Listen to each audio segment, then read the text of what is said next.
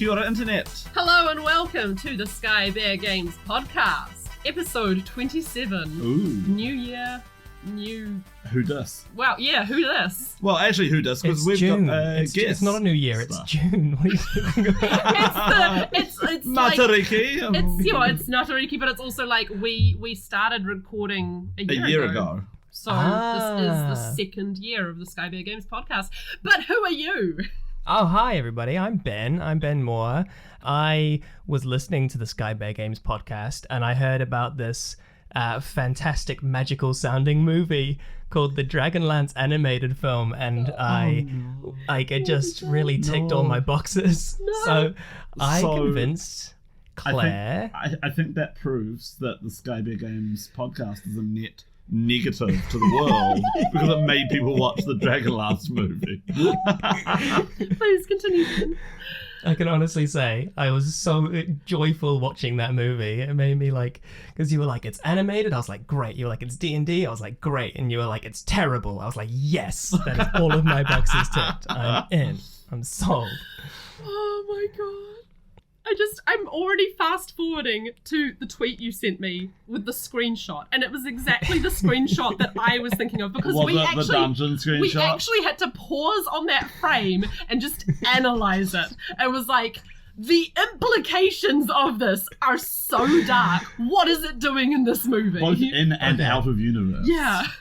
This movie is quite possibly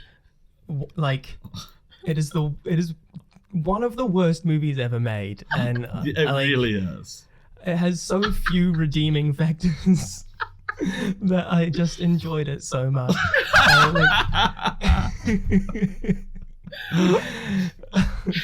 But what I also really enjoyed about it was that it really represented an old school version of D&D. Yeah. It was such a time capsule for D&D. For everything before the moment that movie was made, which I thought was super fascinating as well. Yeah. I'd argue even 20 years before the movie was made. Because what was the year? What was the year? Of that one, 2000, I want to say about 2005 or so. Wow. The movie was made in 2008. Oh, okay. Oh, yeah. Ouch. Yeah. That was when I was just starting to get into D&D. Ouch. Yeah. Yeah, so I was a few years away from getting into D&D at that point. I got into D&D about 2012. Mm-hmm. But what I thought was really interesting was that I was spurred by this. I got super interested. So when I first started playing, my DM was of the 4th edition doesn't exist. Yeah, one of those. Yeah. So we were playing 3.5. And then 5th edition came out in 2015. Yeah. Which was also the same year that Critical Role first came out. Yes. Yeah. So it really marked a turning point for D&D in the popular consciousness, I think. So looking at that 2008, it was the last of the kind of 40, 50-year-old white guys from the 80s. I think probably my favorite thing about this entire movie is the way that everybody delivers every line. There is the scenery chewing, you guys know Matt Berry? Yes. Yes. And there's right at the beginning, one of my first notes for this movie is the evil guy going, "These tired bones." And that was my first point where I cracked up laughing. It was 2 minutes into the movie. I was like, yes, we are in. But it's so dark. The movie is so I know, right? It's got such a weird, because it's so bright 80s animation. You expect to be really bloodless and really Batman kicking a guy off a cliff. I thought it was really bloodless in some scenes, and then it was incredibly dark and violent in others. Weirdly, someone would get shot 5 times with arrows and he'd be like, "Oh no," but then one person would get nicked with a sword and there's spurts of blood coming out everywhere. And I'm like, Flint what? was hitting people with the flat of his axe and clearly just sort of knocking them over, and then they were like, "Oh, I'm done," and lying there. Yeah. And then someone gets stabbed and there's big gouts of blood. Murdering whole just tribes of goblins just being slaughtered, and then the last goblin looks around at his fallen friends and he's like, "What has happened? What is going on?" And they're like, that moment was my axe." iconic. The thing I found so hilarious was Sturm was exactly as boring as I always imagined him in my head. Which one is Stern? Exactly, right? He's the guy in full plate armor the whole time. And It doesn't narrow it down. The knight, the knight. and him and Riverwind piss each other off. It's that guy. Oh, So yeah, what- the one who, like, I am definitely Mustachio. sure there's slash fiction about somewhere. Yeah. The guy with the mustache, Yeah. and I Yeah. imagine a number of them had mustaches. But yeah. Oh my gosh. No. He Those, like- explicitly, like, his character trait has a moustache. That's his personality. They were so interchangeable. Like, So- the characters. What I find fascinating is that this is a book that people love because the characters are actually quite well. Have you read the books? No. Like, Great, so, okay. that's wonderful. This was literally. So, Yeah. my journey to D&D has always been very homebrew focused. Great. Like, my first DM, he would do a lot of homebrew. He would, like, he took us through some iconic stuff like Tomb of Annihilation and. Yeah. Yeah. So, I have some sense, and I'd, like, kind of read a little bit of lore, but Wait. Tomb of Annihilation or Tomb of Horrors? the original one. Okay. Tomb of Horrors. Clear's Tomb yet of to do Horrors, that yeah, one, sorry. But we're gonna get there one day. Back to the Dragonlance book. So back when it came out in 1984, there really was nothing like it. It doesn't Yeah. actually hold up that well, particularly the first trilogy, which this is based on the first book in the first trilogy. I will interrupt at this point to plug your Dragonlance review series on the blog. Well, I've been listeners. I've been kindly to them. In the way that you would for like a dog that only has an old dog at the pound that's only got three legs. And you'd be like, it kind of like dribbles all the time, but Like, all of my Dragonlance knowledge comes from this movie and your podcast. So, Brilliant. yeah. Cool. Anyways, but one of the things in the first book that made people like it is that there's so much time given to these characters so that they can develop, both in admirable ways, but also in, like, assholey ways, for lack of a better word. Which is the complete opposite to the movie, which has zero time for development. Yeah, whereas the anybody. movie is so busy, rushing from plot point to plot point. Oh my gosh. I was like, I wanted to sit and count how many places they go to before I got on the podcast. I didn't have time in the end, but I was like, where are they going now? Where are they as a going result, now? all the like iconic scenes, all the character moments either got dropped or character moments got hammered in the most sort of ham-fistedly painful, like, look, here's a character point. Flynn hates water! Let's go! Oh wait, no, I don't hate water as much as I hate goblins. Yeah. You eat your pizza while I say what I'm going to say. I think the second time I laughed really hard was when the dwarf goes, "Achoo! Horse!" So, okay, he's allergic to horses. Good. like you say, I was astounded because, Oh, there's a running gag in that, and they cut it. no. So, okay. They cut That's that. what I kind of figured. Like, there must be, like, all of these recurring jokes that they've just kind of thrown in for, like, lazy fan service. Instead of actually trying to develop a story. Yeah. I don't remember if I've said this on the last Dragonlance episode, but James and I tried to play through, converted to a 5th edition, of course, tried to play through the original Dragonlance adventures. And it just became like an experience in pain and antagonism. And I actually entitled those posts on the blog Claire versus Dragonlance, because it was just this like butting heads of styles.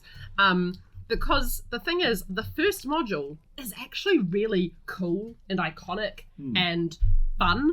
And it's just them in that, first part of the movie. But also it's them in, I always say it wrong. What's it called? Zach Saroff. Right. that big old dungeon. And it's like 30 seconds in the film. What the? Yeah, they see the massacre, and then they're like, "Let's go." You know when there's Travel that big montage. dragon. Oh, we've arrived. Oh, look, there's the dragon. Where they and find the we're out. discs. Where they find the discs of. The discs. The discs that have no bearing on the story whatsoever. It's so bad, right? But like, it's such there a big was so deal. many MacGuffins in this movie. Yeah. It was such a It big was deal like in that first adventure. Yeah, and that was where I actually had fun, and that's where I have nostalgia for Dragonlance. It's like that first dungeon is so good, and you can make like. And they cut the entire dungeon. They just left the final room in. I mean, like if it were me, I would make a movie about that module, sort of in the style of like The Mummy, which I only recently watched for the first time, but like that wasn't officially part of this watch. No, it wasn't. But at the same time, yeah. You know, you've got a party there, and you know. Totally. Yeah. The Mummy's a good D&D movie. Exactly. Yeah. Yeah. Well, more on that later. Can I give you like? I just thought it might be fun to go through and give you like some highlights. Yes, please. From the movie. Oh my god, please. So one note is James Marsden voicing the halfling. Oh. Who to me will always be Tino from The Weekenders. Right. And his voice comes up everywhere, like Skyrim. He's like a bunch of different NPCs. Like he's all over the place. But every time I hear him, I'm like, "Hey, Mom, don't feed me weird food," which is a deep cut for like all those Weekenders fans out there.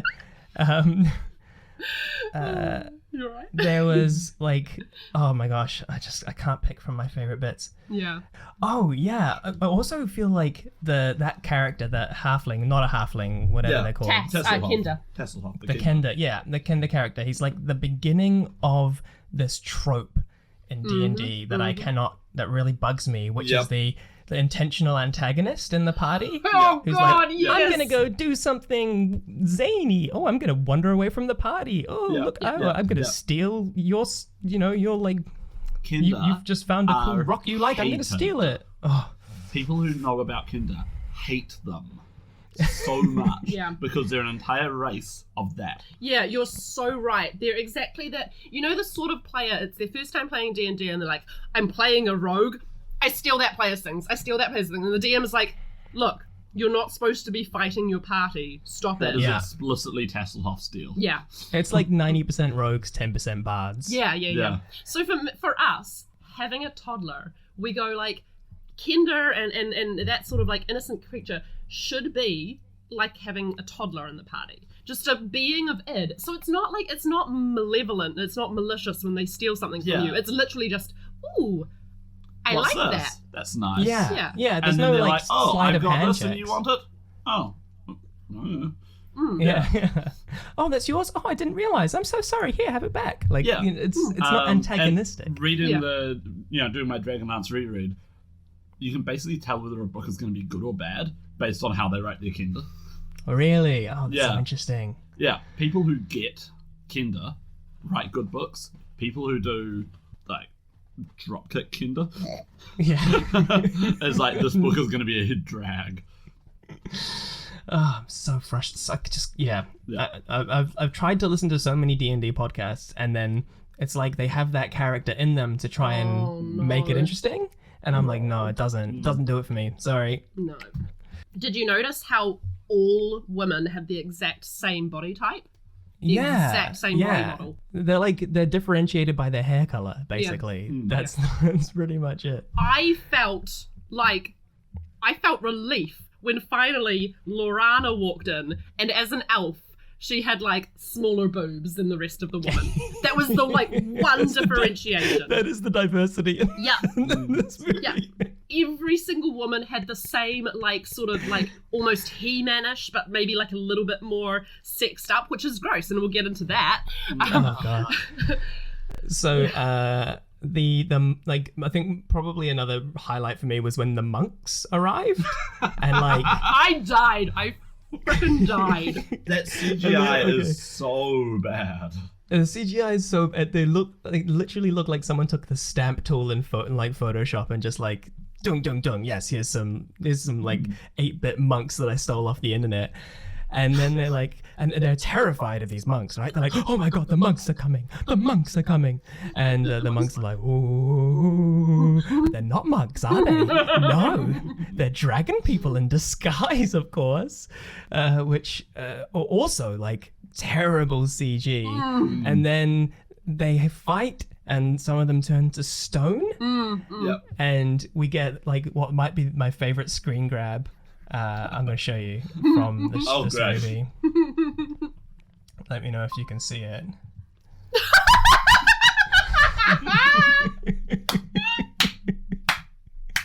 Can you please send that to me? I have to include that in the episode notes. That's amazing. See now there's an example on that of the thing that was the most jarring for me with that, besides the fact that they look crappy, is that they clearly, the 2D characters and the 3D characters were not on the same dimension of being. So it was a fight that was happening between... The bonkers thing about this movie, is that the illustration was really good. Yeah. Except for like the blatant like 80s lazy. He-Man-y. Yeah. But like you can see that like they spent a lot of work on character design and like creating these really interesting characters. But the animation, 3D and 2D, was just so bad and so hard to watch. And it was 2008.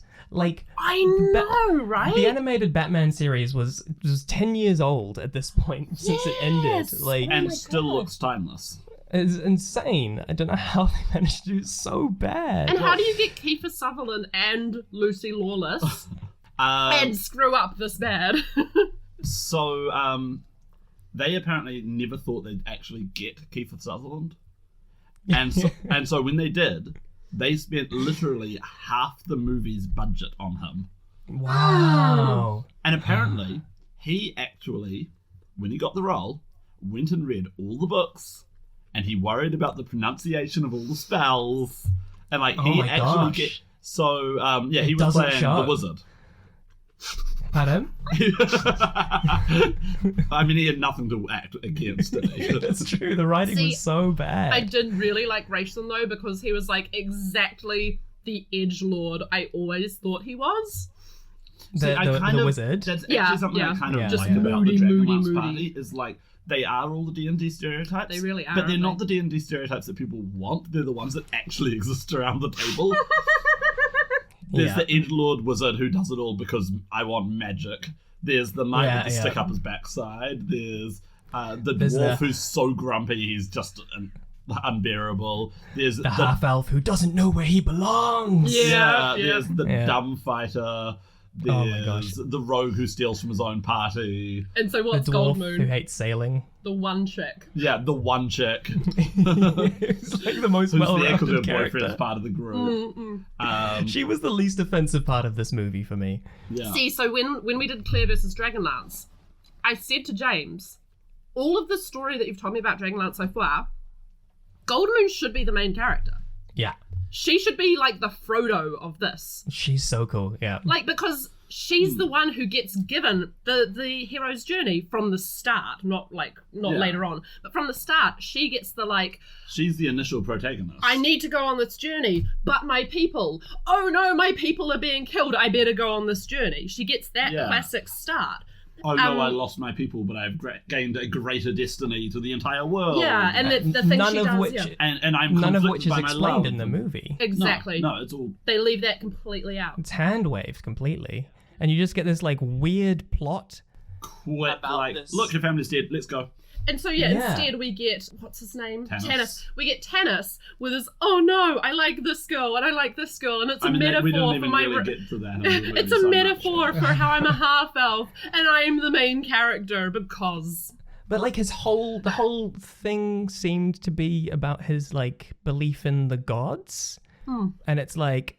No, not his belief, but his faith in the gods, right? So that was the whole thing. But it was like, the dialogue was like, I don't have faith in the gods. You should have faith in the gods. Maybe I will have faith in the gods. And it was just like, I wish I was exaggerating. Oh, okay. Another iconic moment for me was the undead forest. And I don't know how to explain this because... I got a little bit excited. They were like, well, there's going to be a dark forest filled with horrible undead. And I was like, oh, cool, undead. Yeah, that's going to be fun. And they go to the dark forest and they walk in and then the ghosts appear and they start surrounding them. And they say, what is the line? Oh, is this place evil? And the wizard says, only to those with evil intent, which makes no sense whatsoever. But then the ghosts arrive and they're like, hey, what's your intent? And they're like, not evil. And they're like, okay, go to the unicorn land. And they open up a portal and these people walk through a portal and there's a unicorn there. And I was like, what is happening? What is going on? Why? Oh, so beautiful. So beautiful. I just remembered a moment that I was like screaming at. So a lot of the women in this movie are introduced boobs first. Yeah. So like, what's her name? Dragon Lady, Onyx. But when she's in human form, she gets hand up. In the books, she never appears in human form. I'm not surprised. So when we get introduced acid breath first. acid breath. That is iconic. So yeah, very iconic. It pans up to her face. She gets to kill one of the heroes in her first appearance. So, then Goldman brings them back. But, So there she is, and then the next, I think it's only like a scene or two later. Oh, wasn't it schizophrenic? It was just like scene, like crazy. But then a couple of scenes later, it was all the heroes were in the Inn of the Last Home, and Tika, the barmaid, was there, and she was also introduced boobs first, and butt. And butt, that's right. and that whole ridiculous. The whole flirtation between her and Caramon was just so ham-fistedly told, right? But like her boobs are just jiggling. They're like, quick. As if they had a mind of their own. Communicate that Caramon likes Tika in 5 seconds. It was easily the second worst relationship set up in this entire movie. And I only say second worst because of the old dude and the elf who get together right at the end for no reason. Yes! Oh, it's a plot point that they don't get together. It is important to Dragonlance that those two don't get together. Okay. And then the movie is just like, and then they just start making out just because. Because I'm looking at a screen grab right now of them totally hooking up. Yeah, totally. Yeah. Yeah. I don't know what to tell you. I was so confused in that moment because I was like, wait, we haven't had nearly enough of the angsty storyline of Tannis and Lorana and all of that. No, in the book. Who is she? She's an Elven Princess, right? I'm almost like, I'm kind of conflicted here. Is it better to tell you? No, don't tell me. Definitely don't tell me. Please. I actually know it's worse if you know, so yes, I'll tell you. She's Tannis's sister. No! No way. Sister. They grew up together as siblings. What in the long time ago in a galaxy far, far away? So it's not only the fantasy of the guy having two girlfriends. It's not only that stereotype. It's also stepsister fetish. Yeah. Wow. Now, they're not actually brother and sister. Yeah, but stepsister is still like. They're actually cousin. Oh, right, because that just instantly better, right? Yeah. So my next note here is it's only been 45 minutes, which obviously sums up how I feel. There were so many points where it should have ended, right?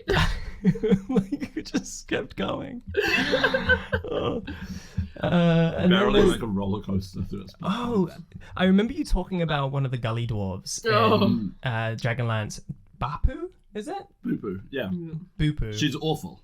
They're all and awful. Who comes along, and so they're like they're in like these ruins, and they're like, okay, we need to do the thing, and they're like, but we can't do the thing alone. We need some help. Oh, I'll sort out some help. Charm person, random dwarf, and then who does nothing? I think she does nothing. She does nothing. She's just like in it, and I'm like, okay. And then at the she's iconic enough that she had to be there, but they didn't have time to actually let her do anything. So it's just like, look, she's here, and she's like, go that way, and that's it. Yeah, yeah, exactly. And then at the end, they're like, Babu, boo-poo, boo-boo-boo. You have been a good and true friend. And I went back and I checked the timestamp when she first came in, and it was literally 5 minutes. No. 5 minutes of that movie. Yeah. And they were like, I don't want to leave you. Please, you're my best friend in the world. I know, but it's so hard. But you have to be with your own kind. And I was like, you have not earned this movie. So good. I really feel like if they only had like I think less than $1 million to make this on, and how cheap was Lucy Lawless then? That's what I want to know. Like, is she they could have gotten a writer? You know what I mean? Know. Like a good writer. I think they just went. We've got much. Books, so we've got writers. Not a good idea.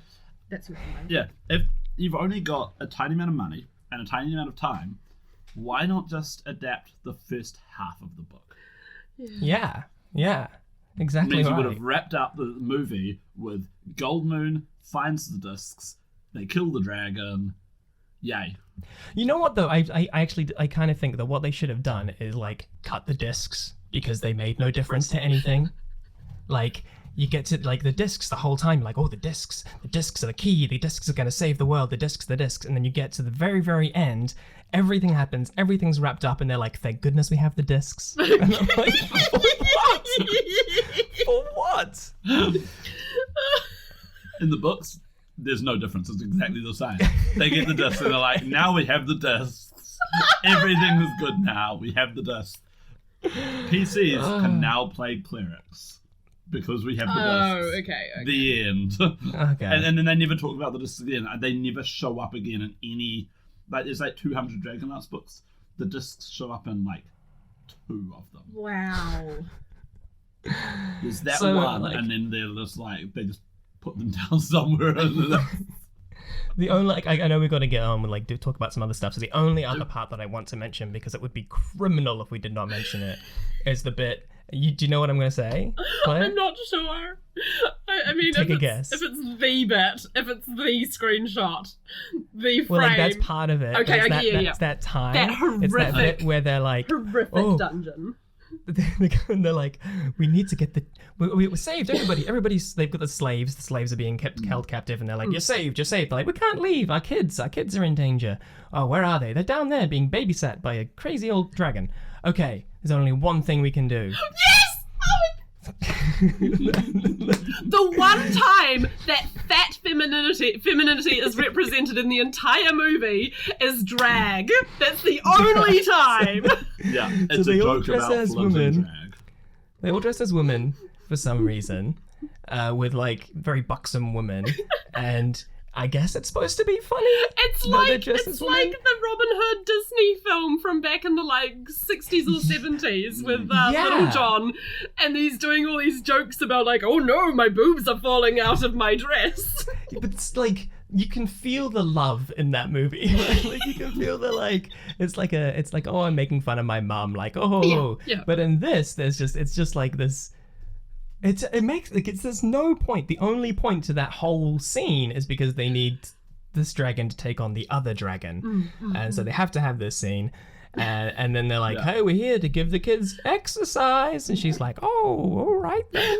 And so they leave with the kids, and that was easy and pointless.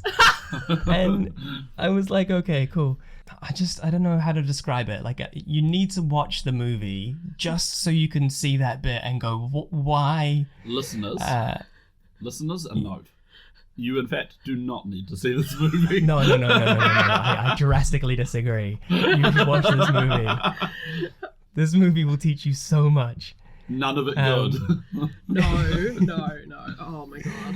So, So actually, like, what I think they could have done with this movie is just chop it to death. Yeah. Like, if they had just edited, like, they could have had the very similar storyline. They could have got rid of the discs. They could have got rid of, like, 90% of they could have got rid of the weird unicorn scene.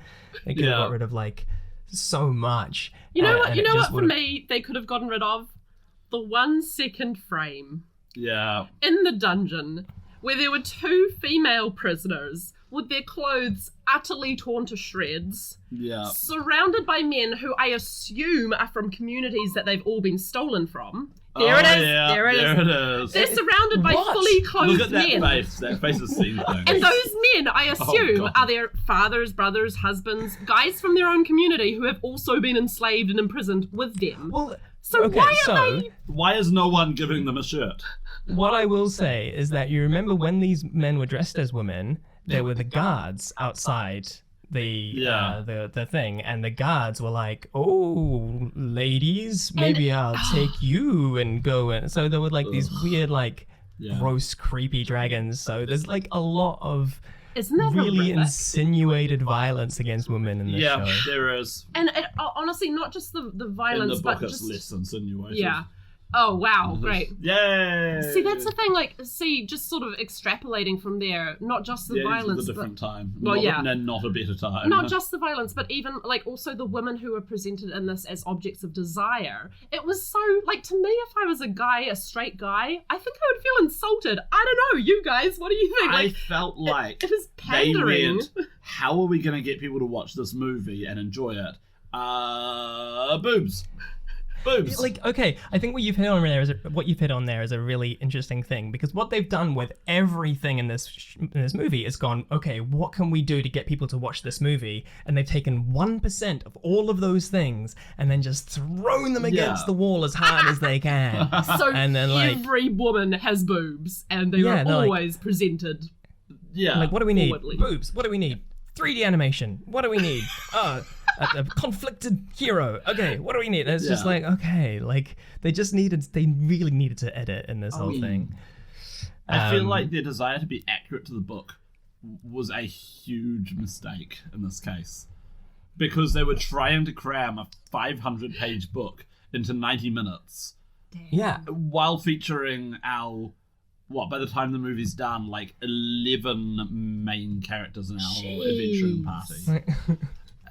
There was too many characters. I couldn't follow them. I didn't know half of their names. Yeah. Like, and like, I do want to point out that that movie was in 2008, which was a year after the 5th Harry Potter movie. Damn. Oh. Right? So you want to talk about like adaptations, right? And Harry Potter has all of its issues, right? Like I'm not. Oh yeah. I blah, remember blah, blah, laughing blah. through the 5th Harry Potter movie because I thought it was so bad. But my point is that like, I had more fun watching that than I had watching. How dare you? This was the most fun I've had in years. But like my point is that like adapting a book at this point in 2008, there is precedence. Like there is ways of doing it. I want to show you this one because just to show you the animation here, there was a point where this guy was holding his mace. Oh my god! And it just went clear through his body. No! Oh, that's terrible. Again, like, look at the illustration. It's quite cool, you know? Like, it's detailed and it's like, you got some good textures and some interesting stuff going on, but the mace is literally cutting him in half. So some really cool ideas, completely undercut by laziness, eh? So, I wonder how much of that good art is just based on... When it came out, they made a big deal about, we're going to fully illustrate this game, and it will have books, and it will have calendars and everything. No, the original book. Oh, so, like, all the character designs had already been done for them. Yeah.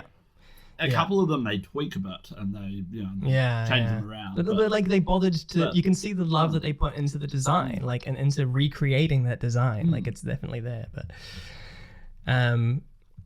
so yeah, that's pretty much the movie. I do want to say that every line that big bad guy, what's his name? I don't even know. Verminard. Isn't that a great villain name? Verminard. Verminard. That's it, Verminard. Every line he says is so gold. And my favorite is at the end when he goes, I offered you the chance to work for the further glory of my queen. I will destroy the men, the women, and the children. Yes. Oh, he's so good. Well, I mean, to be fair, he does like literally murder a lot of people after that. He does, and that's quite nice. Kill men, women, and children. Yeah. And it's important that he shouts that he's going to murder children, because otherwise the other dragon wouldn't have shown up and saved the day. That's true. So he does have to shout, I will murder the children for the plot to be able to progress. But they didn't need the other dragon. There's so much they didn't need. Oh, I can't even. The flying 5-headed dragon gets killed by being knocked off a cliff, which might be like the coolest way for a flying dragon to die. And they end the day because his eyes glow. Avatar state. Yep, we're away. It's great. It's just a great movie. I thoroughly recommend it. Oh, and River Moon was voiced by Phil Lamar. Oh, so if you know animation, he was like a bunch of voices in Futurama, Hermes, and some big names. Like they got some huge names, and they just completely threw like River Moon. They made him voice River Moon. Wait, Riverwind. Riverwind's the guy. Gold Moon is is the girl. Who's Badge Lucy for Lawless. And then River Moon is their child. That's their ship name. That's my That's OC. the name. Yeah, okay, that's their ship. All Yeah. gold ones. Goldwind, yeah.